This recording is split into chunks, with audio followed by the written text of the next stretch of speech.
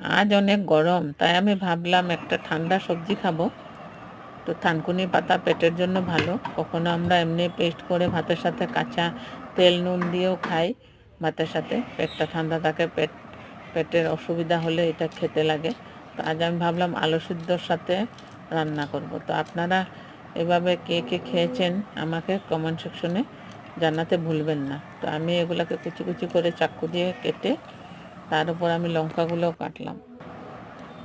তো আমার বাড়ির সামনে একটা জায়গা আছে, ওখানে অনেকগুলি থানকুনি পাতা হয়েছে। বৃষ্টির জন্য বহুত বড় বড় হয়ে গিয়েছিল। আমি অনেক দিন থেকে ভাবছি যে আমি একটু উঠিয়ে খাবো।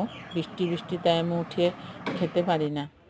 অনেক সময় খাবার মন থাকলেও টাইম থাকে না, বা বৃষ্টি থাকে বা কিছু একটা প্রবলেম থাকে, খেতেই পারি না। তাই আমি আজকে ভাবলাম না, আমি আজকে অনেক গরমও দিয়েছে, আমি একটু উঠিয়ে বানিয়ে খাই। তাই আমি এটাকে কেটে সব থানকুনি পাতা, কাঁচা লঙ্কা, পেঁয়াজ কেটে লবণ দিয়ে একটু একটু লবণ দিলাম, তো সেম হয়ে যায় দুটা মিলে। আলুটাকেও এরকম মেখে একটু লবণ দিয়ে আরও একটু কাঁচা তেল দিলাম, দিয়ে মেখে আমি চাটনিটা বানালাম। আপনারা কে কে চাটনি ভালো পান এইভাবে আমাকে কমেন্ট সেকশনে জানাতে ভুলবেন না। ধন্যবাদ।